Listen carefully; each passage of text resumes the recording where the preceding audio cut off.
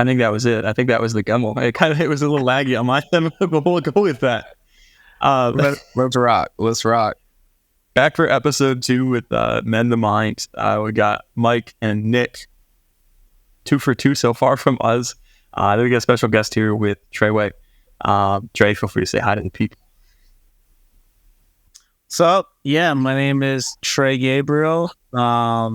Graduate of Columbia University, played football there. Graduate of Florida State University, studied performance psychology. I'm a father to a toddler, and it's me. Big vibe. Couple big ones there. I think probably pretty easy to put together. A little FSU for all three of us around the same time. And then some strange connections to Columbia football for me and Mike. To Trey, some mutual friends out there. Yes, wild, actually.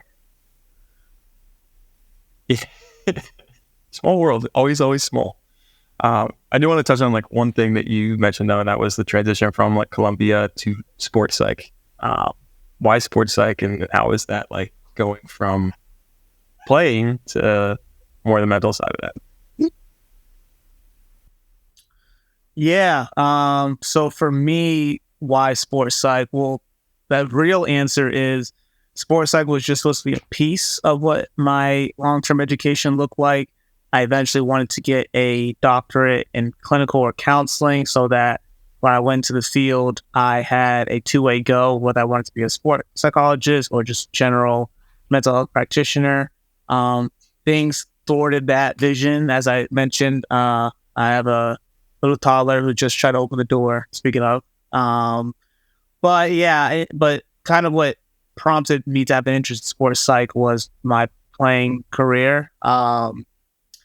I really struggled with performance anxiety. I didn't know it to be performance anxiety at the time, but, going into my studies and the literature that we learned and everything like that, I would see things like, oh, this is exactly what I struggled with. And I wish I had a sports psychologist, which we had one on staff, but I didn't know the value of it at the time. But I wish I had sat down and utilized it and how it might have changed my career, because my college career was super underwhelming for what I wanted to be, for I'm sure what anyone, that plays at that level. We all have high hopes. We all want to be all conference. We all want to be player of the year, all those things. And I never really had an opportunity to do that.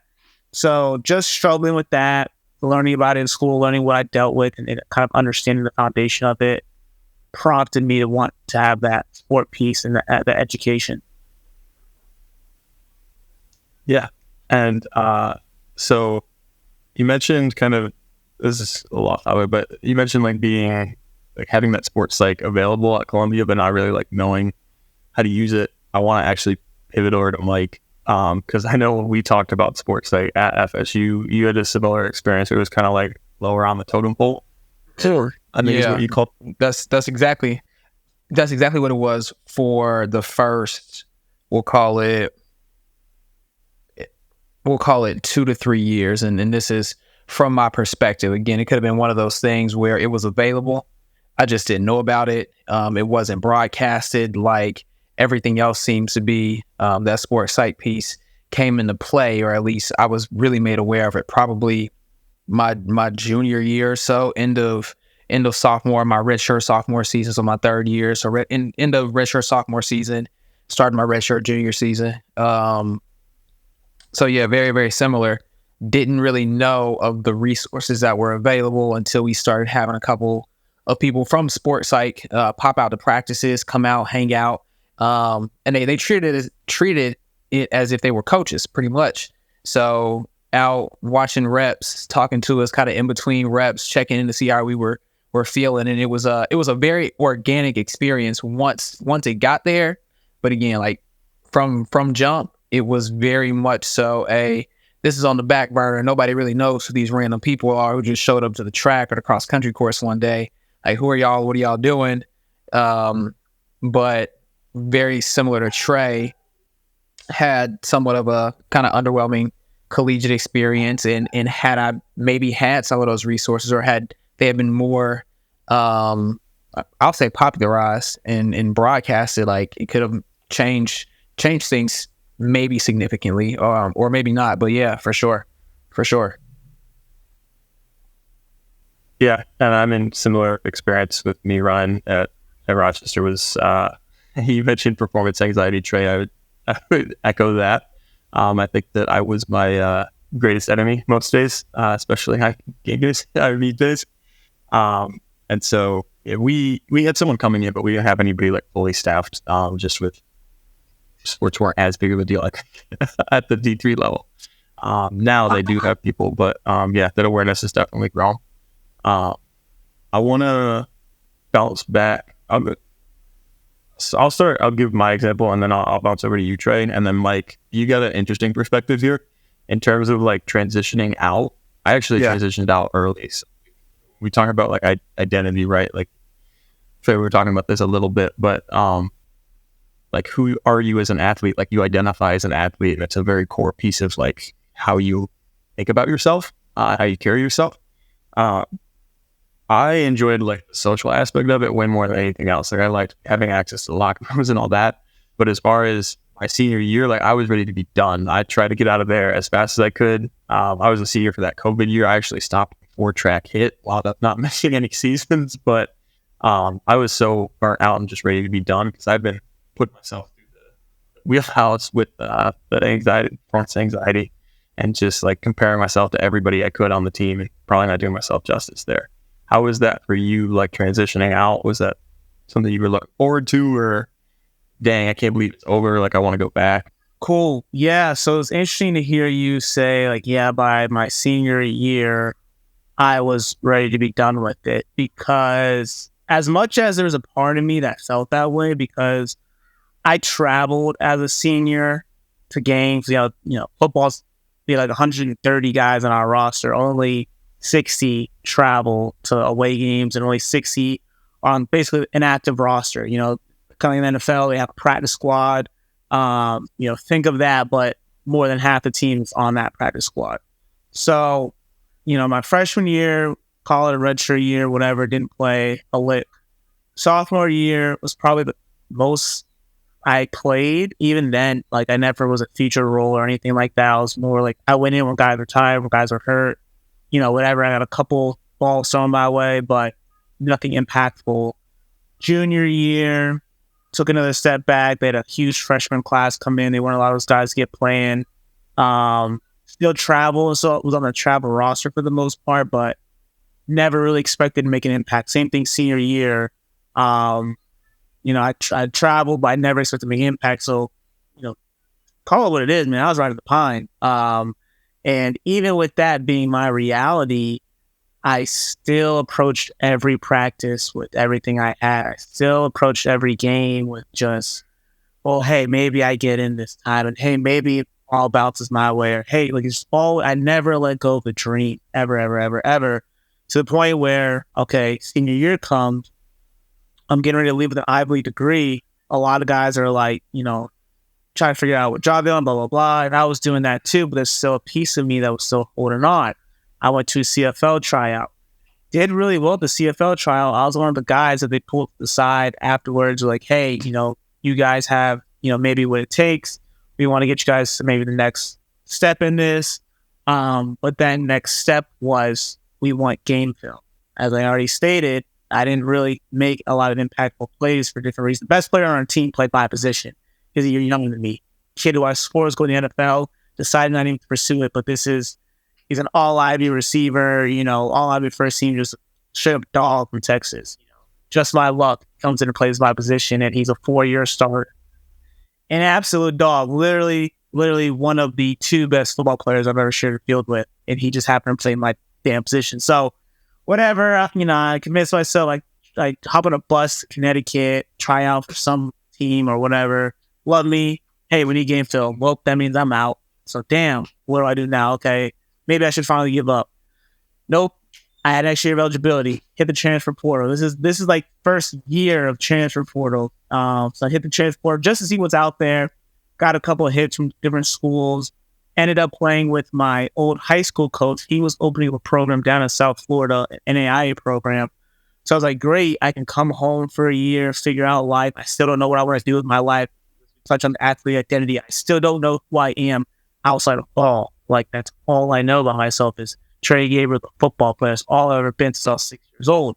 So I looked at it as me buying time to figure out life, but truthfully, it was me buying another opportunity to blitz this full speed. This is my full focus on or off the field. And I wasn't spending time figuring out what job I want. Off the field, I'm studying film still, as if it's still my life. And as if I still have another 10 years to do this, when I only had another 10 weeks to do it. So I definitely fought it until even afterwards, even after that NAIA season, I still was in a situation where I had a dream, hey, who knows what happens? Crazier NFL stories, So I really, really struggled with it.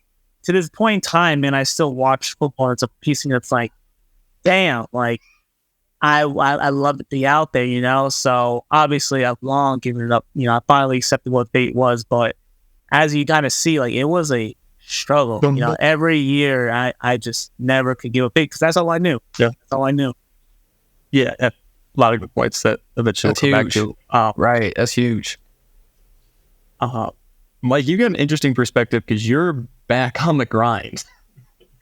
Yeah, I mean, mean, hear from you. To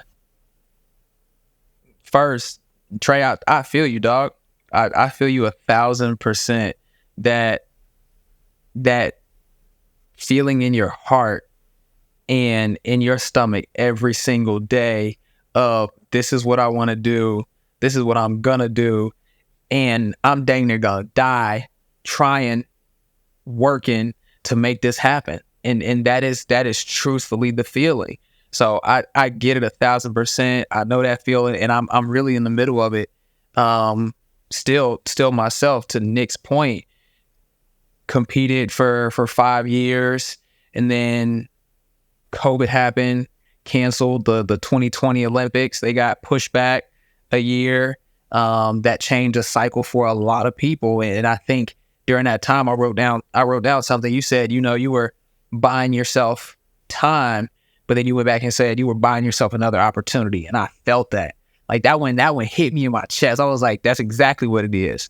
Is buying another opportunity, buying the opportunity and chance to go out here and, like you said, full blitz it one more time, see what I can do, make this dream happen for myself. And yeah, I'm back in the middle of it because when after COVID hit, I decided I need to take some time off. I was a little burnt out. And you know what? I say I was burnt out, but I think I was more so frustrated. I was frustrated with the fact that I did not achieve everything that I thought I would, that I assumed I would, that I had worked to achieve during my time as a student athlete. It hurt. It really hurt. So Nick, you asked earlier, were you ready to get out of the game? Were you ready to stick around? Where were you at? Part of me was ready to go. Part of me was ready to be in a different program. And actually, I thought about transferring my senior season. Yep, my redshirt senior season. I thought about transferring, but I figured that learning a new program again, being with a different coach, having to get settled and acclimated to a new environment, it'd be much more of a headache than simply staying where I was at, a system I knew. I had some more freedoms and liberties because I was an upperclassman. I was a team captain. I knew all the coaches. I had connections to facilities, whatever the heck it was. So I figured I would stay where I was at, and that's what kept me at Florida State for that 5th year, pretty much. And it was a great choice. I'm very, very glad that I stayed. But part of me was 1 foot in, 1 foot out at the time, battling a couple injuries, butting heads with some coaches. So yeah, I was ready to go, but I was also ready to just keep digging deep. Back to the COVID thing. COVID hit, shut down a lot of stuff, and that bought me my opportunity. That was where I was able. I took a full year off. I mean, I don't think I ran, lifted a weight, did a sit-up, anything for 6 full months. And it started to look like I was atrophying my body. I was like, man, my muscular development went away a little bit. I was like, who am I? And so that passion had to come back for it. The fire came back in my heart and in my mind. I was like, all right, you know what? I'm gonna do this. I'm gonna make this happen. I was like, I got to get back on it. So I just started picking up not picking up, but just going back out, leisurely runs, hitting the gym. And there were a lot of other things that happened in between there. But that's where I am. That's where the journey is right now. So we're on that grind. I was, again, burned out, frustrated. But at the end of the day, I realized, I want to be able to leave this sport on my own terms. Like, I don't want the end of my college tenure to be like, oh, Mike, you're done. This is it. There's no more. Nah, I want to be able to say, I gave it all I had. I gave it my best shot every single time. I'm going to go ahead and hang up the spikes. And so until I get to that point, I'll be in the middle of grinding. I'll be in the middle of working. Yeah. No, one thing that sticks out from like both of you guys is like enjoying more of the process than like reflecting on myself. Like, quite frankly, I didn't enjoy the process anymore because I was so good at the process and never reached any like performance after it. I was like, yeah, this is dumb. Like, you talk about who you are outside of like the sport. I was like, well, if I could put as much energy as I do into practice into something else, it might be more productive because these races aren't going my way, right? So that's one thing that stuck out from what you guys had said. I do want to, Trey, you had, like I said, a lot of good points, and I'm coming back to them now. You said, so like, just my luck, like the absolute dog on your team plays wide receiver, right? And to shift this from just sports, like, do either of you guys have a scenario where just your luck in some part of your life, there's an absolute dog doing the same thing as you? You just show up on day one or whatever it is, or somebody comes in. And, I mean, it almost goes a little bit back to what we were talking about on the last one, Mike, but so nice reaction. I feel like Mike got a story in mind. Man, I honestly can't say that I do. And I'm gonna tie it back to what we talked about in the first episode, Nick, getting benched. Like, how do you get benched in a sport? How do you get benched in relationships? How do you get benched in life as a parent, whatever the scenario may be? I don't necessarily know if I have an example, because as much as running is a team sport, it is a very, very, very individualized sport as well. Nobody can run that race for you. You can't hide amongst 10 other guys on the field or 4 other guys on the court. Whatever it is, running is so individualized. It's really, really hard to get benched. I mean, I guess you get benched by not performing well, and that's you get beat. But honestly, I don't think I have a story. So Trey, if you got something, rip it. I don't think I have anything in particular. Yeah, well, first and foremost, sorry, like as we said earlier, I don't know how a scary story yet or something like that, but for those visually watching, sorry that natural light. It worked earlier, but it don't work so good now. So we might horror story it with the flashlight. But the direct answer to your question, and part of the reason why I tossed it to Mike was, there's not many instances to where I can say I busted my butt, gave everything I had, and another man was just better than me. Like, obviously, sometimes in life you lose, but there's never been a time. I guess there's never been anything that I've cared so much about, like football, to where I just busted my tail. Like, there's some times where I've been being in different things, like, and I just like, it is what it is, like, you know what I mean? But to have your heart, and so it was an interesting lesson to me where I was like, because I grew up like, hey, you work hard enough and you can get anything. That's how I grew up. That's why I got so far in life, is because I believe if I put the work in, there's nothing that, it's just destined, it's just meant for me. That was a lesson I learned. You don't know what's meant for you, because I gave everything. Because being that I had that belief that if I just busted my butt, I had this realization, all work doesn't always mean you deserve the prize, or that doesn't mean that you deserve to dream or deserve anything. So the lesson I took from that was, there's other factors that tie into you being successful, you getting the job that you want, you getting the spouse that you want, you getting whatever it is that you're shooting for in life. And there is a silver lining to that, in that sometimes it's just not what's meant for you. And that's kind of what I pivoted to accept the situation, was that, like Mike said, like I gave everything to the sport. You know, I left on the terms that I gave everything to the sport, and it just wasn't meant for me. So that's the way I'd answer it. You know, there's nothing exactly like that, at least not so far in life. But there is still something I could pull from it to move forward. Do you have something, Mike? No,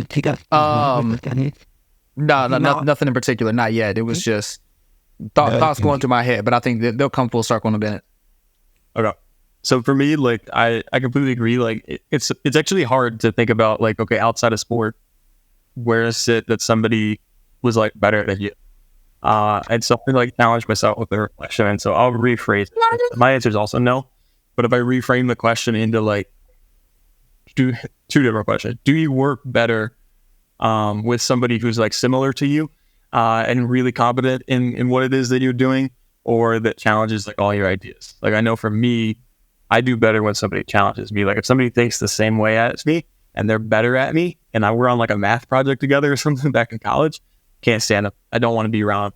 And it's like the same thing even in, like, trivial, like, games and stuff, right? Like, we played Sorry a lot this weekend. I don't know the last time you guys played Sorry. Very frustrating when you're just getting, like, dogged. And so Govrin had some options on, like, who she could take out, and some might have been more beneficial. But, like, obviously, like, you take me out, don't blame her, right? Like, that's what you got to do. And so to be in that position where it's like our confidence is the same, and I'm just getting, like, outperformed right now, I get upset, and then I'm gonna not visit that, right? Like, I'm not even gonna accept that they were better. I'm gonna accept that was a dumb game, and I'm gonna focus on something else. So I don't know if that strikes any more memories for you guys. Yeah, I mean, to me, it just kind of shows that, you know, something that we probably all share, that ultra competitiveness, and, you know, and your refusal to accept that I'm just not good. Nah, something wrong with the game. There's something, you know what I mean? It's that I would say it's that dog. It's that dog.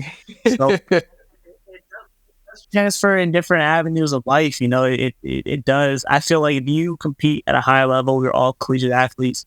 If you compete at a high level, like, I just don't. There's millions of people that play high school athletics that don't take it to the next. For one, it's a decision to say, hey, I want to shoot for this. Or I want to, because we all know, it doesn't matter if I played NAIA football, I played, you know, Division I AA football, and the effort into preparing for a season was the same. Maybe the talent was a little bit different, and really it was more so it's just that in the Ivy League, you know, your offensive tackles are 6'6", and NAIA they're 6'1", 6'2", or your quarterback 6'4" versus your quarterback being 5'11". That's really the only difference. But the effort you put in to prepare for a season, to work in the off season, to all those little things, like, it was the same across the board. So I think we all share that experience of putting so much into your craft, into your sport, to where, like, you know, if you're at that, like, if you're at the collegiate level, you just got that dog in you, and it's hard to turn that off. Like I said, obviously nothing will make me as invested as football did, but if I'm playing a game of Sorry or Monopoly or Life or whatever it is, like, you want to win. And it's just part of what got you to play college sports, I think. No, those are very, very valid points. And you said you can't turn it off. I'm that same way today. I have to actively tell myself, Michael, this is just a game. If it could be, like Nick said, it could be something as simple as Sorry. And there's another game out here. It's called Quirkle. Funny game. Y'all definitely got to try it out. Something as goofy as this game called Quirkle. Like, I want to win at that game. I can be playing checkers, or not checkers, Connect 4 on iPhone games. I'm on this side of the phone, whoever I'm playing, I'm trying to take you out. Like, I want you to know I'm top dog when it comes to this. Like, I really do this. But yeah, y'all both said something that brought up a thought of where I guess I was mentally when it came to performing and competition specifically. I would never ever say that, and this probably is the same for all of us, the person next to me was better than me. We all probably put in the same amount of work, to Trey's point. There may have been a couple athletic gifts that somebody else may have had, whether it's height, size, speed, but like we all have our own athletic gifts too. I would never say that the person next to me was just hands down, head high above the rest, better than whoever was lining up against them. Where I struggled, and it took me a while to realize it, was that I always felt like I was never putting in enough work. I mean, I could spend 6 hours a day running in the gym, stretching, recovery, every single day. And at the end of that day, my mind would just go, and I would think, dang, I didn't do enough today. Dang, I could be maxing myself out, completely gassed every single day, 7 days a week. And by the time the race rolled around, I was already beat. I was already beat because I would say I didn't put in enough work. Like, this person next to me, they probably did X, Y, and Z, and that's why they're gonna win. It's not that they're better than me. It's just they put in more work, and that was probably never the case. Like, I didn't see what their training plan was. Whoever I was competing against, I didn't know what they had going on. But when it comes down to it, we probably had very similar training patterns, plans, same amount of mileage, whatever heck you want to take a look at. In the mental battle of I didn't put in enough work is where I lost it, like, for sure. And I don't remember which one of y'all said it or brought it up, but that is definitely where I lost it a lot of times. Wow, two. I'm gonna jump in. Two things that you said. One, you never said another male is better than you. I definitely, I want to clarify my earlier statement. I think you guys feel me on this, but just for listeners, it wasn't until after my career that I was able to say this kid here might have just been a little bit better than me. While we were there and everything like that, I always said, man, he really doing nothing that I couldn't do if I had the same opportunity. I was definitely back on my back. I always supported him. We actually had but, I definitely had that. And that's what got us to, that's what got you training for the Olympics, what got you playing college sports. Of course, I never said die. I remember there was a guy initially was above me on the depth chart.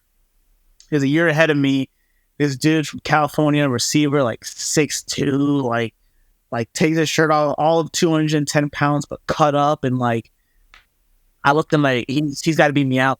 Like he didn't beat me out that spring ball. He ended up changing position, changing play tight end because I buried him on the depth chart.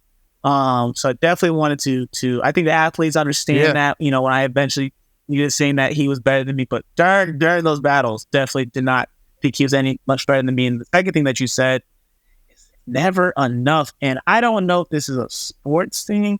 I don't know if this is an inner child wound thing. I don't know what it is, but I do know that I feel you on that, Mike, and that you could work out 8 days a week, 25 hours a day, and you're still going to be like, man, that one, I should have done X, Y, and Z, and I would have got what I wanted.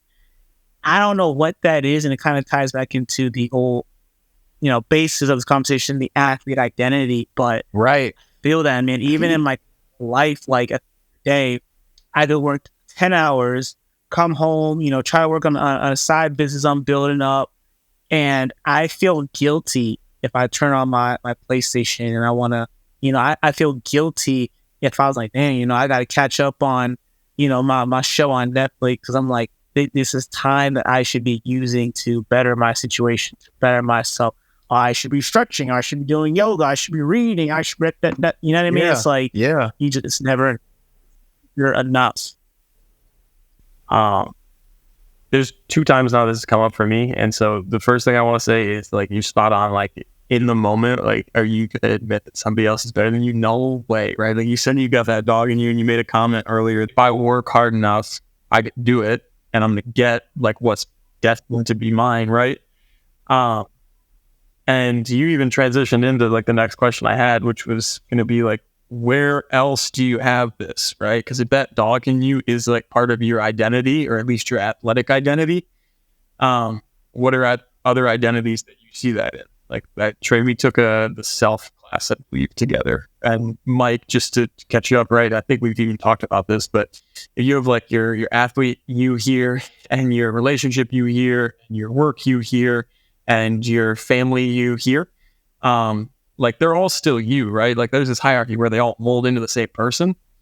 And so what differences do you have in each one, right? Like, do you have the dog in you just in the athlete one and the board game one, but not in the relationship one and the family one? And similarly, so not only like where else do you see it, but when you mentioned like knowing who you are outside of ball, right? And having this idea of I'm buying time to figure out life, right? The implication there is that there are multiple yous, right? Like athlete me is buying time for work me to figure it out because eventually I got to be him, right?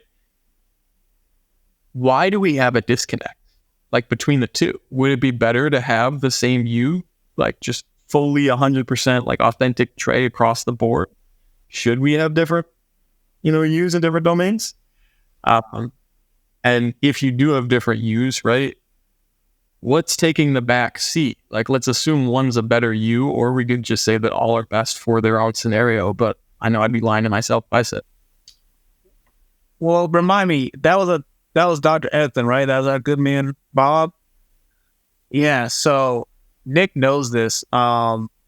Between, especially once I found out about my daughter, I shifted my focus from education to work, and I was, working a full-time job while getting my master's, and it was going pretty well for me. And I did not balance it really well. I did enough to do enough, but if I had to go back, I would definitely balance it a little bit better. But one of the classes that did grab my attention was the self.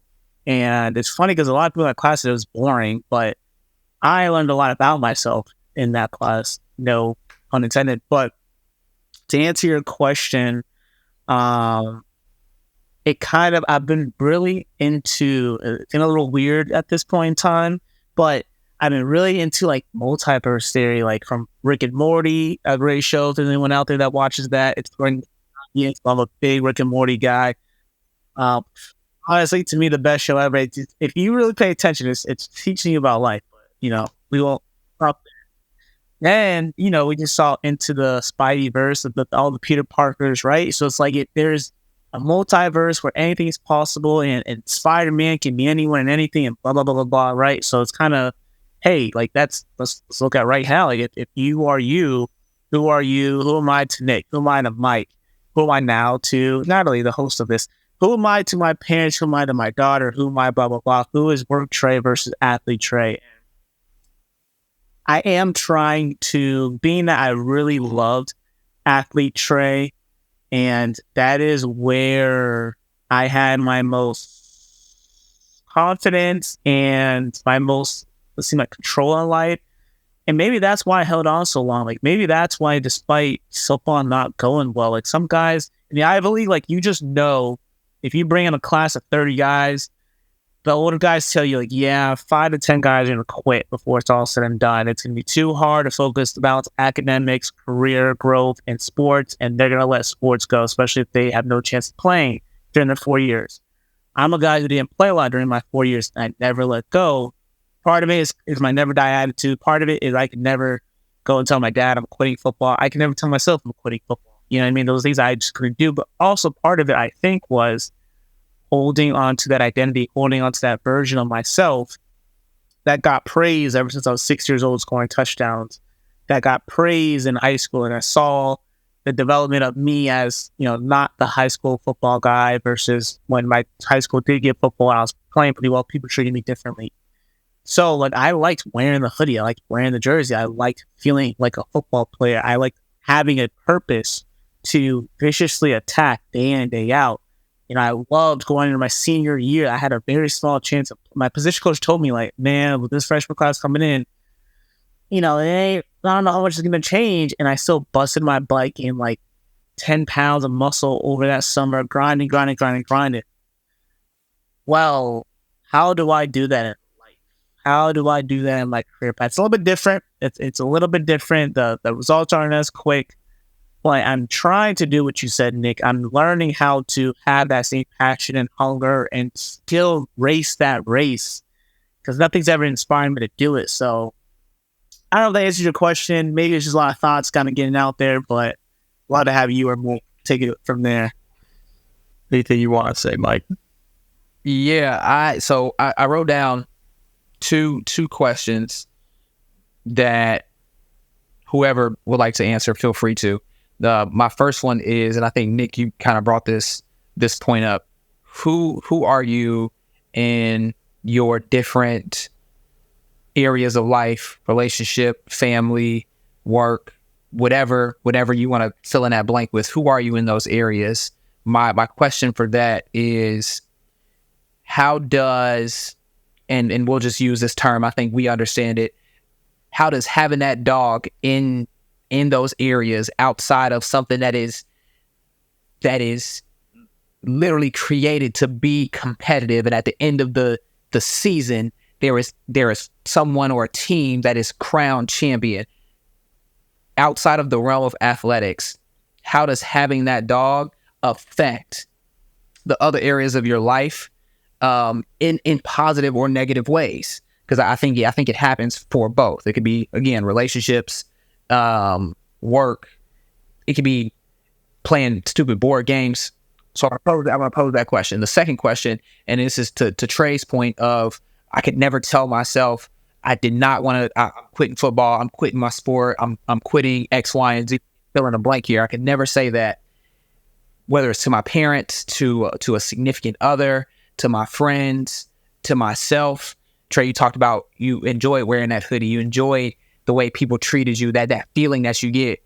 For us, and then for the people who are listening in and people who watch this, do either of you, or do any of you recognize that the reason you work as hard or you have the dog is that external motivation, or is that internal motivation?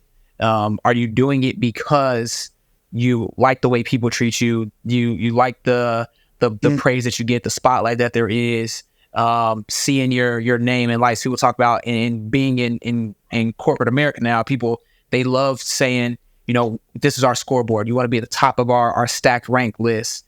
You want to see your name in lights, X, Y, and Z.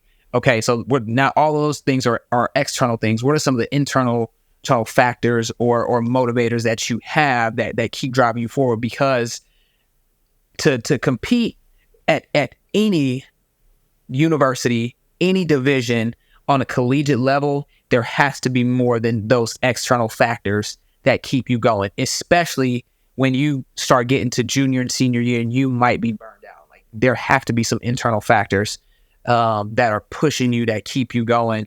So again, how does having that dog all the time, not being able to turn it off, how does that affect other areas of your life? Temporarily lost it, but that is a good point. Right at the end of the question. Trey, you want to take a stab at that one first? Yeah, I mean, thankfully you got the question out before leaving. So I guess when he hops back on, we'll pick him up from there. But his first question of having that dog in you, right? I do think it's beneficial. So if I'm learning, I guess the way I'll put it, and it's something like here, I feel like he liked this little one-liner right here, but you got to learn how to retrain the dog, right? So like if you get a damn, I don't know, German Shepherd, and it's a police dog, and then now it's your dog, like you got to kind of retrain the dog not to always be on alert. Like, here we got neighborhood kids playing in the streets or whatnot. You can't always be on attack mode. You got to retrain the dog. So I guess I'm trying to do that in life, and it does. So like in my work, I am a high performer, and I have a coworker, right, who she has hard boundaries. What that means is when she's on the office, she's not responding to any emails. She's not responding to any texts, any calls, nothing. She doesn't stay a minute later than she has to. She's in and she's out. And it actually rubs a lot of people the wrong way, which we can get into a conversation on toxic work culture and, whatever. But I actually think she has the right idea. Like, why am I busting my butt, staying late on company company time, I'm salaried. So it's not like if I stay an extra hour, I'm getting compensated for it. Like I'm staying longer, building relationships and doing extra work. And like, who is that servicing? It's not servicing me. Like, I guess, yeah, I look better in the eyes of my peers, but what does that really do for me? So I'm learning that, hey, maybe I do need to dial it back in my work area and give what I'm being compensated to give. Keep that boundary there because it's affecting me in other areas. I get home from work and I'm tired. I'm too tired to do what I need to do in my side businesses, which I think will actually help me prevail in life. Is owning something and building it up and working for myself. Like I'd much rather do that than work for somebody else 40 hours a week. So just repurposing that dog, and I'm never really good with boundaries in general, but learning to develop those boundaries and only give work what it's supposed to give. And also there's like relationships too. Like I always try to be there for my friends, but the flip side of that is how often am I there for myself? Like you gotta have that dog for yourself. Like I'm lacking on self-care. I'm lacking on time. I'm a father. I work, 40 to 50 hours a week. And then I had a decent social life, or at least I tried to. And that's always important. I'm not saying you shouldn't have that, but long story short, repurposing that dog so that it's always serving you. And then his second question about intrinsic versus extrinsic motivation, he's exactly right. Like you're basically taught to perform for the cheers of others. And like that's the reward. You score a touchdown, everyone's clapping and looking at you, and hey, good job. And it's like, oh, I want to do that again to make everybody else around me happy. But like, what are you doing to make yourself happy? Like, is that really what you want to do? And I'm struggling with this, right? Like, I want to be very successful in life. Yeah, I really don't know if it's for me or if it's for the idea that I've always been considered a successful person. I was good at football. I was in Little League. I was good at sports in middle school. I was good at sports in high school. I went to a high-profile university. I'm always doing these things. And it's like, well, is this for me? Is this because I want to do that? Is this the path that I set out for myself, to make myself happy?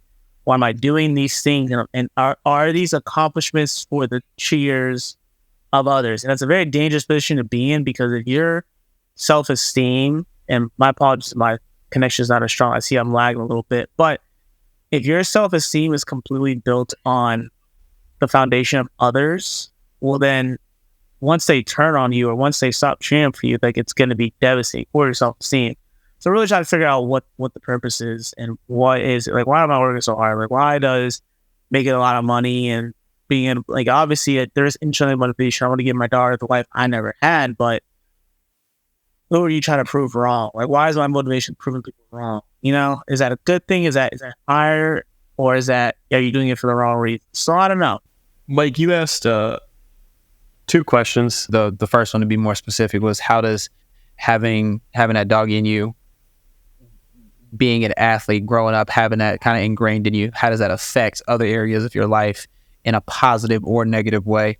And then Trey hit the second one spot on in intrinsic versus extrinsic. So answering the first one, like having that dog in you and like other aspects of your life, and like I think you also like hinted at like, is it beneficial in other aspects of life as well? And to me, I think certain things are. I think like there's certainly like a time and place, right? So like if you like play on humor a lot, divorce court's probably not the place or the time for you to be using humor. Even though that might be a strength of yours. And so I think it is more complex than like a simple yes or no.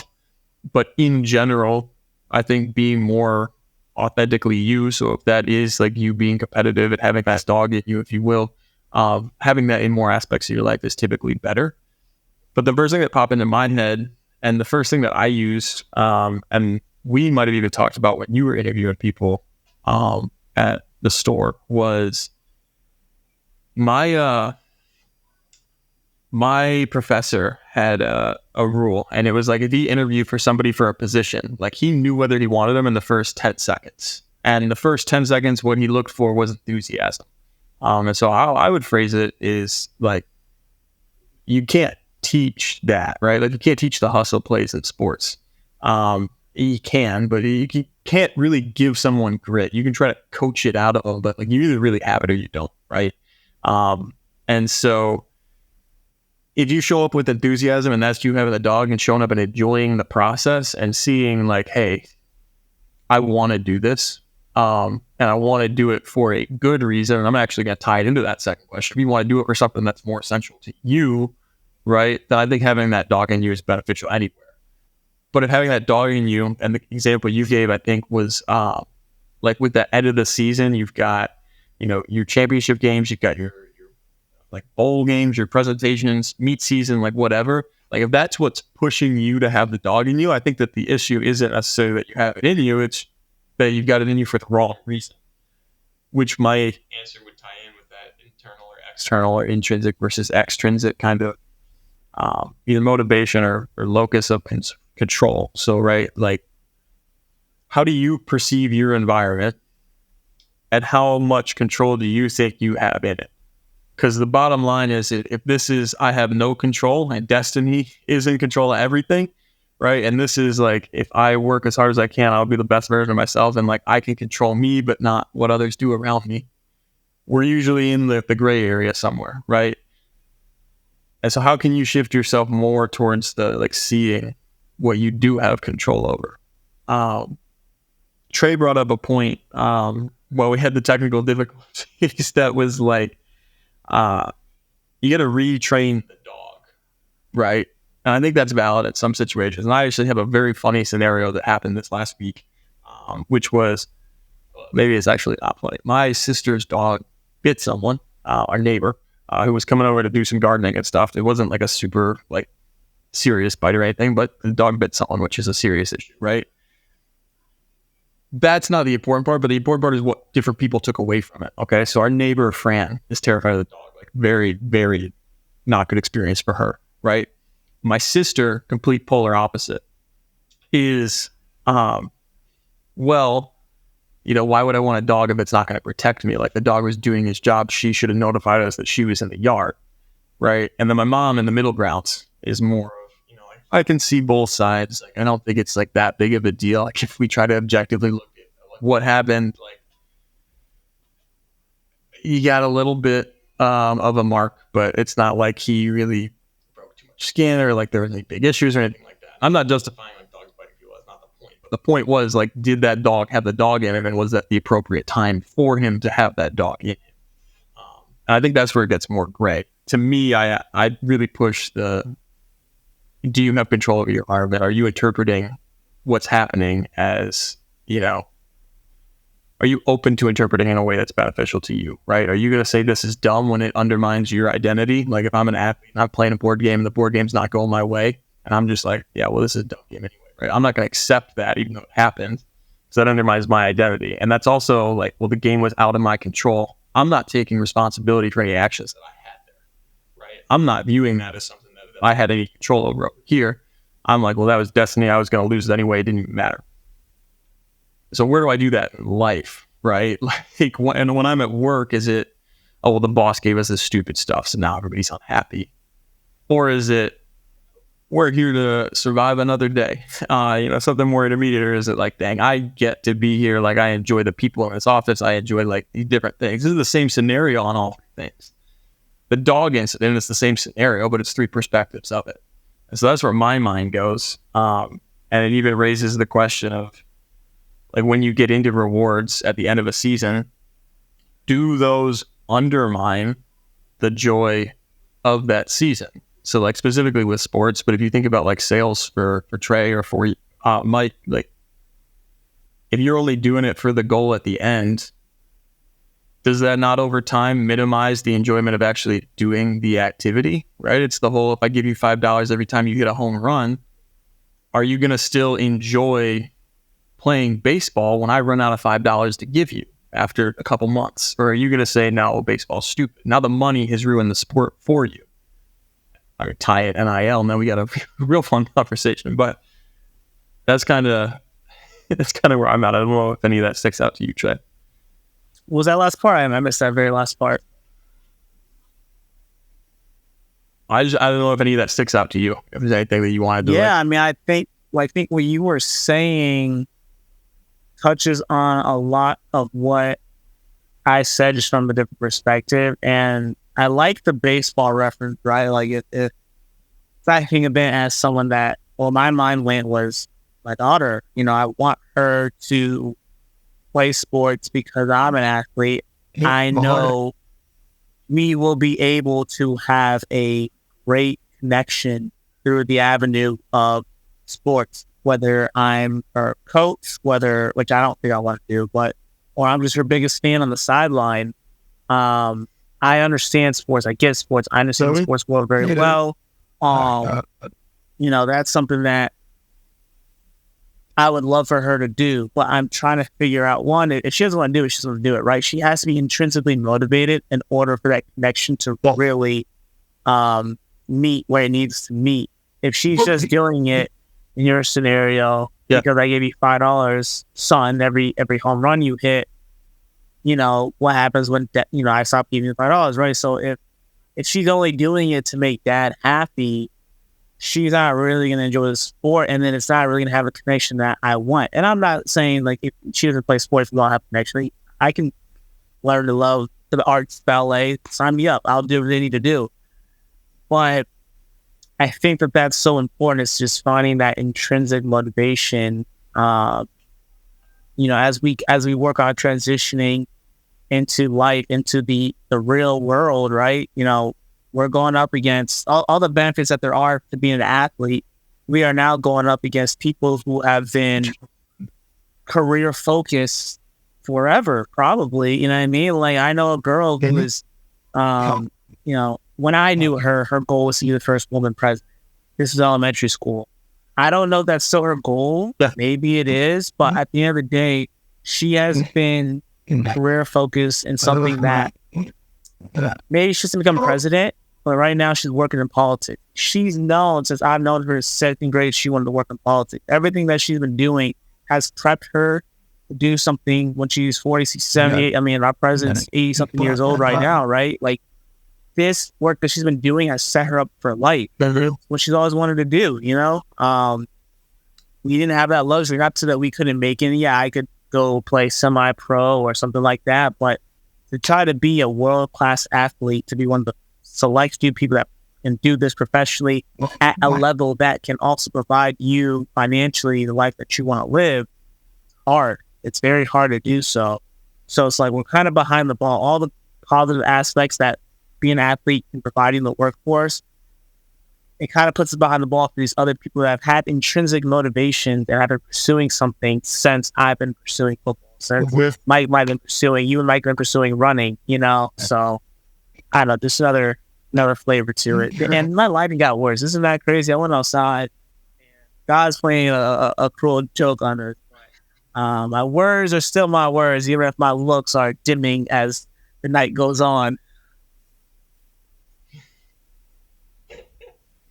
I think what you say is interesting too about, like, if you look back at, like, you being an athlete, I feel like most people look back pretty positively on that, right? Like, that was the best me. Like, those were the days, man. Let me tell you about this and this. Oh, I got stories left and right. So what's interesting to me, Trey, when you bring that up is, like, right, like, when you look back at athlete you, it's a very positive thing. Like, you're thinking back to times with your team and how fun it was and how great that experience was. And, you kind of have a choice. I think for the most part, it's subconscious. I don't think you're actively deciding to not take things away from it. But I think ultimately what people do is they either take the skills from being on a team and training, being an athlete, having that identity. And if their identity is, able to merge with others, then you take those skills with you and you learn from it. But if you look back, and this is very black and white, I recognize that there's going to be a gray area that most people are probably more in. But if that's option A, option B is more, well, I didn't make it pro and that was athlete B, and now I got to figure out what I got to do. But you don't really make that connection between the two, right? And so you're still the same you, but if athlete you was the best you and that ended, now we have an issue, right? Like, that disconnect is going to create issues as far as you being your best you in other areas. And so when you talk about things like if my daughter plays sports versus ballet, like, look, I value the connection, right? And that connection is something that is a little bit more on that internal or intrinsic side of motivation for you, as opposed to like, oh, I just want a kid who's gonna be like nice at sports, right? Like that'd be a little bit more on that external. And then even tying back with your other points, like, but why is she doing it, right? Is she doing it, and this is going way back to, to prove others wrong, or is she doing it for others, right? Because it doesn't have to necessarily be a reward, but if you're doing things out of pride, out of guilt, out of shame, that's still not good, right? Like it's a little bit better than rewards and punishment, but you're still pretty far on that extrinsic or external side of things. And so how do you shift that? How do you shift your experience as an athlete over? I think ultimately, like the answer to that question, what you are not doing, kind of determines how integrated that athlete self is, maybe with another self, right? Because if you can, take hard work and take away communication that you used in football and use that elsewhere, cool. That's carryover. That's the same you, and that's leading to you having that dog in you in other areas, right? If you will. So that's kind of what stuck out to me from that point. Yeah, man, I think you hit it right on the head. Those are all things we're trying to figure out and discover. And it's still a work in progress. Like nothing. I'm speaking from experience as much as I have right now as a 25 and 11 and month old. There's still so much more to learn and discover. And that's why it's nice to be on a platform like this, because a lot of this is just stuck in your head. So it's cool to hear from like-minded individuals and people that are sharing similar experiences and whatnot. But I mean, I think that the biggest takeaway is that we're all still growing through it. That's really all you can really hope for, is that we continue to analyze and review this killer experience. And one more thing I like to add is, and this is something that is hard to discuss with non-athletes, because I'm going to be completely frank, right? One day, guys, I'm having back on. This is going to be a podcast with 1 million subscribers, and I might come back and say the same comment, and it will cause some issues. And something I think non-athletes a lot of times are jealous. And the reason why I felt this way is I've tried to explain this to them, and they're just like, psh, whatever. It's kind of like a fan that's like, they look at the athlete like, oh, he's not playing because he wants $2 million. Like, just, like they're mad. Like, no, he's worth more money. He sacrificed his body. Like, well, like why are athletes getting paid more than doctors? Like, there's just this hate because, free market, Adam Smith, whatever. But to bring home the point that I'm trying to talk about is, it was hard for me to realize that unless I create something, or unless I evolve into something, or unless, that feeling of thousands of people screaming your name, praising you, putting you on a pedestal, is something that you give to a 14, 15, 16, someone that's like in the beginning stages of figuring out who they are as a person. You give them what, to me, I consider to be social power, and you tell them to figure it out, and you tell them to live on that platform, and then one day you pull the rug from underneath them, and you say, all right, now go work a typical 9 to 5, go be a customer service representative, go be a bank teller, go be a, whatever you may have it. And you go from, I just think there's not enough spoken on how that is a difficult transition. And listen, I was a bench warmer for the Ivy League. You know what I mean? Like I think about my, ACC Power 5 conference, Florida State University, one of the top, standard of collegiate student athlete experiences, right?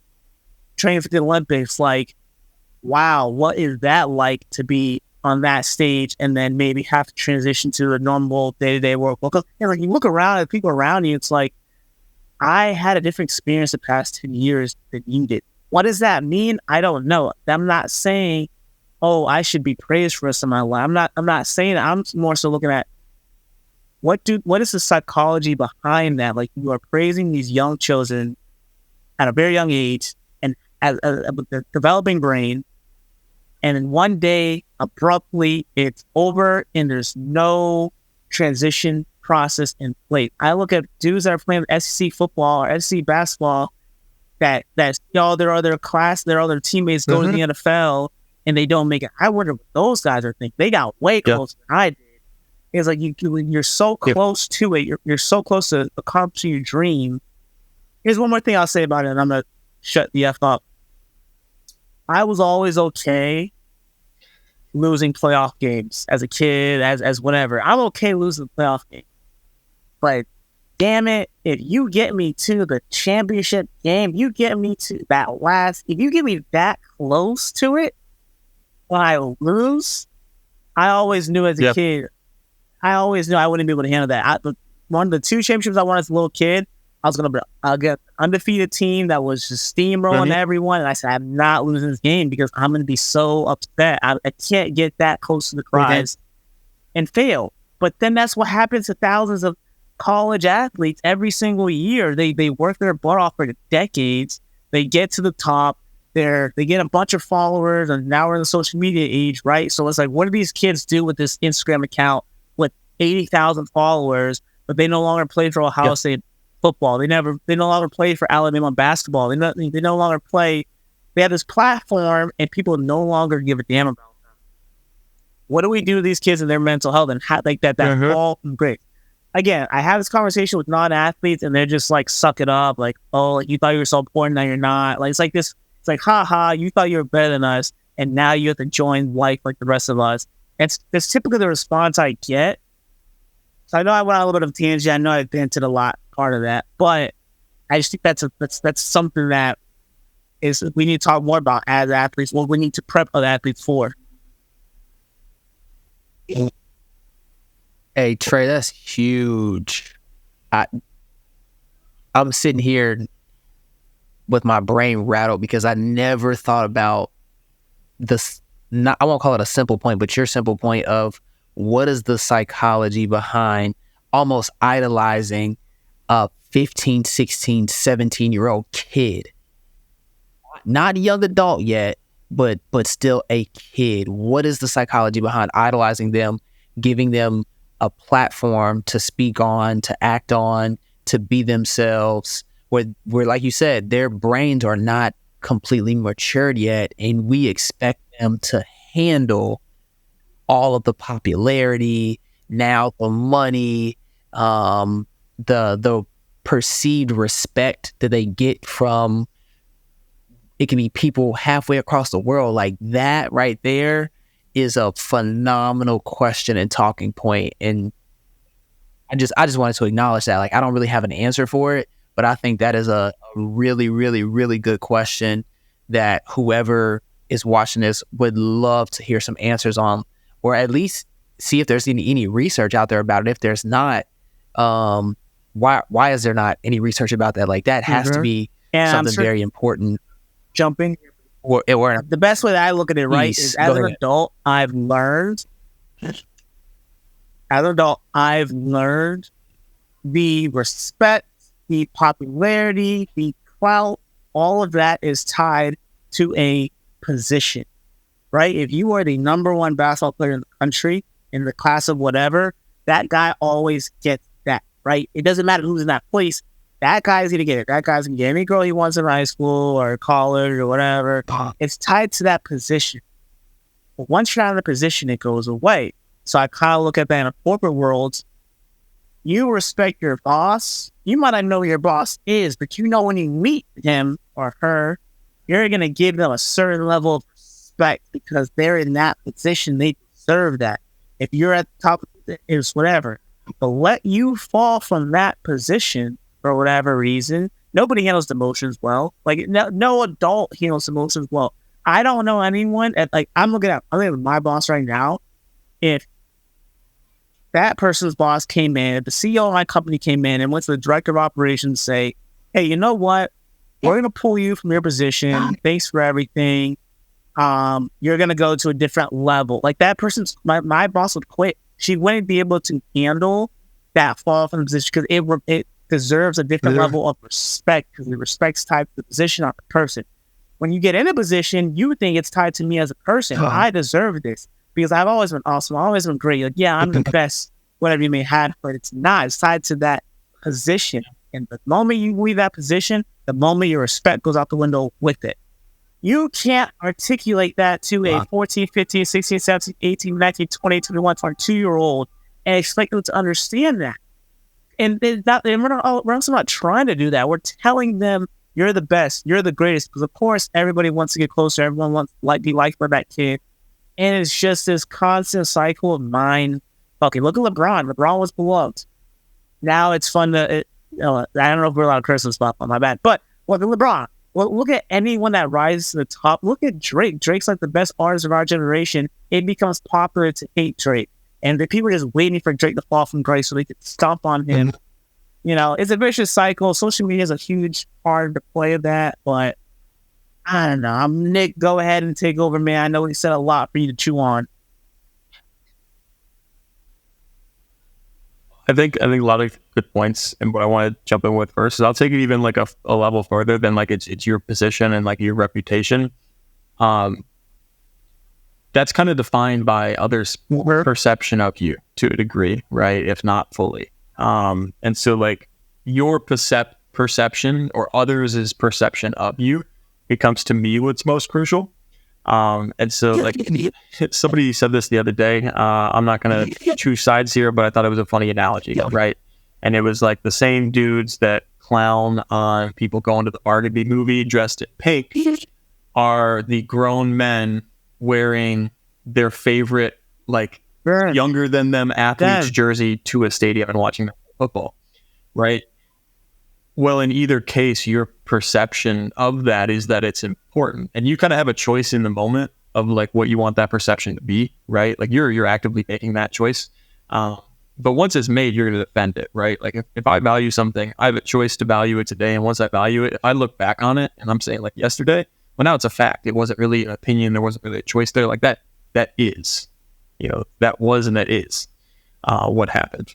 And so I think that gets really important when we talk about like idolizing, especially like with social media, right? Real quick, like social media in general runs off of social comparison. And that ties back into when Mike said, got somewhere in the notes, right? Like you got the hoodie on, you got the joy of being on the team, right? You got the logo on your chest, right? Like what fuels that? It's different for different people, but I would say for a lot of people, it's that when you go out, like people are going to perceive that logo. Like, that means something to other people, and therefore it's important to you. Not the healthiest way. Like you can still get healthier and say like, no, I this stands for certain values I have that, you know, I and this logo share, and this lets people know like my values. Maybe that's even healthier. Maybe you don't even care what other people think. You just want to represent those logos and that team that you're fully bought into because that represents you, right? And so a couple different levels there. But you mentioned like pulling the rug out from under them. Like this, I mean, it happens all the time, right? Like your athletes that don't go pro, your athlete who was pro and has a terrible injury, your social media influencers like big YouTube stars or TikTok or whatever, right? Like what happens when people no longer value your content, when that perception shifts and you no longer have it? Yep. Your world kind of crumbles, right? Because what happened yesterday is concrete and was, and so I can't piece together why that isn't today, you know, because that's all that I have going off of.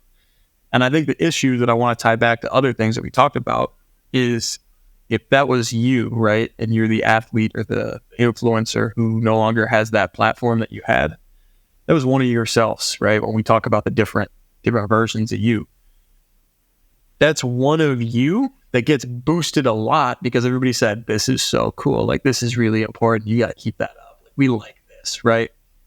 And so when that support leaves, like your view of that self is still really high. And so how are you able to take aspects of that self and migrate it into maybe more, I'm going to use the term more valued based on other people's perceptions, more valued parts of you the next day when that particular version of you isn't as valued anymore, right? Like there comes a point where like you being an athlete, right? Like they say, oh, that's cool. Well, you just got to suck it up and, get into the world, right? That athlete doesn't really matter there. But if you're stuck on that being concrete and you're stuck on that being the self, the ideal you, we have issues, right? So that's, to me, what sticks out the biggest there. And also, if you never had that self, it's so easy to say, suck it up, right? Like if you never had that experience, well, how could you know? It's just the same as anything else. Like it's just life. You just show up and go to work, right? Like it's no different if you're an athlete or you're at an office job. It's very different. Anybody has the opportunity to do both. It's very different, right? And so if you don't have that experience, I mean, you can't fault them for not understanding that, right? That's just is what it is. But you can try to explain that in a way that doesn't get defensive, right? And the example that I'll give for it, like if you work or know anybody that's like military population, somebody goes on deployment and they come back, right? There's a very real issue that people run into is your house didn't stop. And I think we touched on this lastly. Like your house did not stop. Like in a way you could have gotten replaced with certain things. But when you come back, what was the version of you that was idolized the last 9 months? It was soldier you over there. And I'm not saying like this is a spot on example for everything, but this is a blown out of proportion example that I think will picture. And so soldier you is all you've been doing for 9 months, and we come back and we tell you, yeah, just suck it up. Like you got to do house life now. It doesn't usually go well, right? And then you have fights because there's no like synchrony in the house, and what was being done one way before you left has changed because somebody else had to do it, and now you're getting in fights over who's doing what. And you create a lot of issues because that person's still in the last self, and the person who's been man in the house is in that self that's been man in the house for the last little bit, right? And so what can you take away from you and that self as like key maybe things that go into it and transfer that elsewhere? And I think more importantly, when you talk about like the 14 or 15-year-old, right? Or when you talk about your daughter, like getting interested in arts and sports or whatever her passions and hobbies become, whatever she's genuinely like enjoying, how do you support it in a way that doesn't promote like reward, shame, social comparison? How do you support that process and those pieces of the self without saying like, this is what matters is that you're an athlete, right? No, like athletics or sports mimic life. And if you could take away those lessons to life, that's the big win, right? Like if you make it and you're a pro athlete, like awesome, more power to you. But I think as a person, it's those lessons that you learn and how you carry those into the other versions of you and your other selves, and those other identities you have. And then being able to, support that in others and just genuinely like have interest in them, regardless if they're doing well or bad, just like them as a person. That's the gold standard to me. Oh yeah, no one's chiming on that, man. I think again, once again, in the nail on the head. And from that, what I'll say is, something I'm working on is validating other people's emotions is something we're all working, but also perspectives, right? There's times when, kind of not on topic, but like somebody is like talking about something, and you're like, suck it up. Like this is just not, like, you know what I mean? Like, and I'm learning, like, okay, like I don't know specifically what this person's experiences are. I didn't go through that experience, and I don't know what their experiences leading up to this moment might have prepared or not prepared them for this. Again, I have the benefit of being an athlete. That's the premise of this conversation. For them, I've been yelled at by people in authority. You know what I mean? Like, so if my boss is a little stern with me, my reaction might be, oh, I got to tighten up. That's my relationship with that. I've been cursed out by adults that are in authoritative positions since I was 7, 8 years old. Like, I'm used to that, like, versus someone who never had that experience. So if the boss is stern with them, they're like, oh my God, like that was giving me anxiety. Like, I don't know how to deal with it. Like, we're validating that person's perspective. And I think the more that we do that, the more we might what we're talking about in terms of the suck it up factor. Yeah, man. And a lot of everything else is that, I just you saw me nod and like you just kind of saying it that I'll agree about. So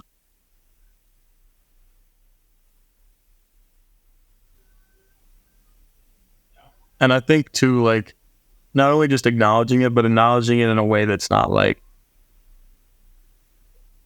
undermining, like, okay, well, you got to get this outcome, right? Like, I could ask you about your day and have no clue what you're talking about, and quite frankly, no interest in whatever it is that you're talking about. But if I value you as an individual, why should that matter, right? Like, it's about the person, not necessarily about what that content is.